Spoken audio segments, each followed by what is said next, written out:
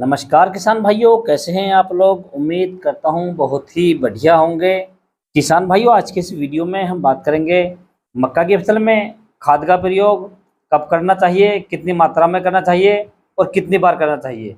अर्थात मक्का की फसल को कुल कितनी खादें लगानी चाहिए और कौन सी खाद के साथ क्या क्या प्रोडक्ट मिलाकर लगाने चाहिए, जिससे मक्का की फसल में पौधे स्वस्थ रहें, मोटे रहें, तंदुरुस्त रहें, बीमारियाँ कम लगें।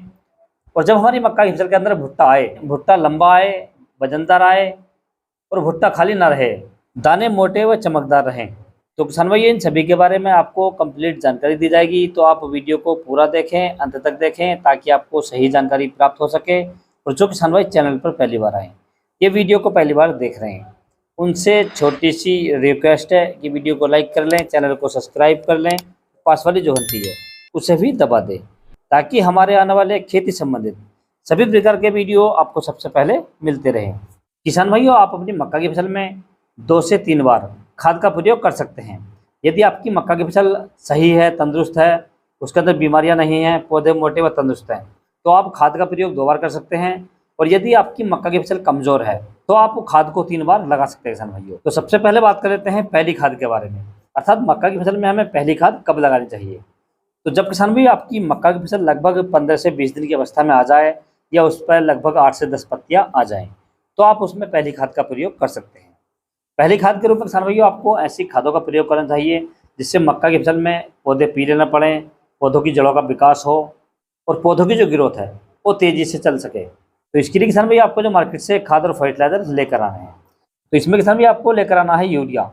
यूरिया की मात्रा की बात करें या रोज की बात करें तो आपको लगभग 45 किलोग्राम प्रति एकड़ लेना है किसान भाइयों।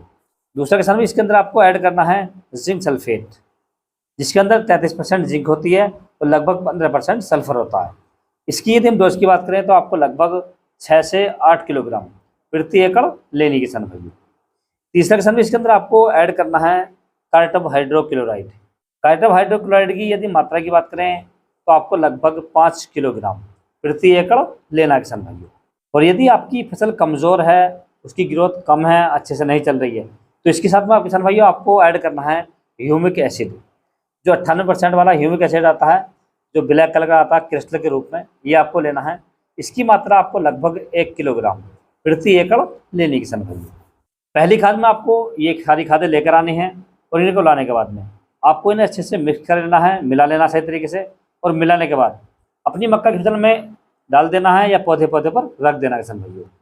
रखने का जो सबसे अच्छा तरीका है किसान भाइयों, जो आपकी मक्का की फसल है उसमें आप इसे पौधे पौधे पर डाल दें, या आप इसे बीच में भी डाल सकते हैं। जैसे आपकी पौधे का जो प्लॉट होता है उसमें जो कतार होती है, आप इसे कतार के बीच में भी डाल सकते हैं। यदि आप इसे पौधे पर डाल रहे हैं तो पौधे से लगभग 3 इंच दूर डालें। यानी जैसे आपका ये पौधा है, इस पौधे से आपको जो खाद रखनी है किसान भाइयों, उससे लगभग 2 या 3 इंच दूर रखनी है किसान भाइयों। पौधे से मिलाकर या सटाकर न रखनी है। यदि आप पौधे से मिलाकर रखेंगे या सटाकर रखेंगे तो आपका जो पौधा है वो झुलस सकता है या उसके अंदर गलन आ सकती है या पौधा जल सकता है किसान भाइयों। इसलिए आप विशेष ध्यान रखें, पौधे से थोड़ी दूरी बनाकर डालें किसान भाइयों।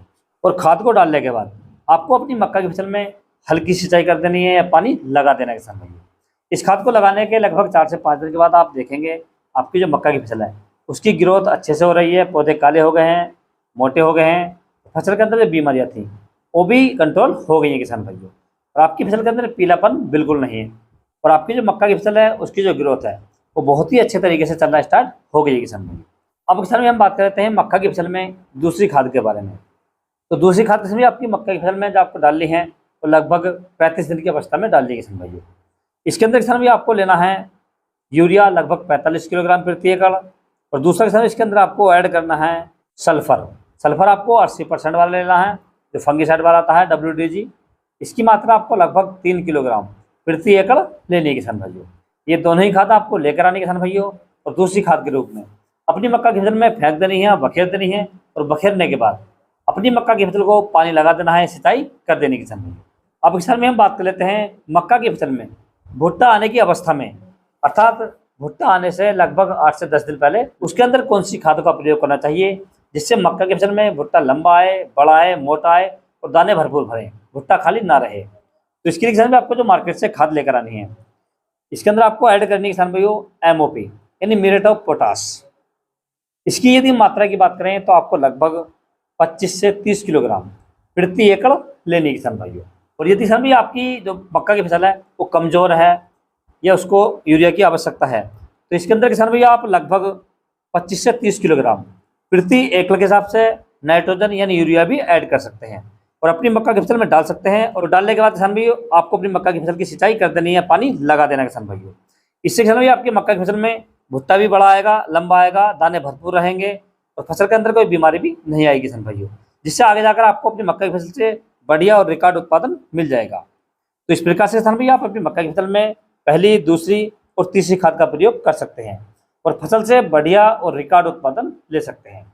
यदि किसान भैया आपको किसी अन्य फसल के बारे में कोई जानकारी चाहिए तो आप मुझे कमेंट्स कर सकते हैं या व्हाट्सएप पर मैसेज कर सकते हैं।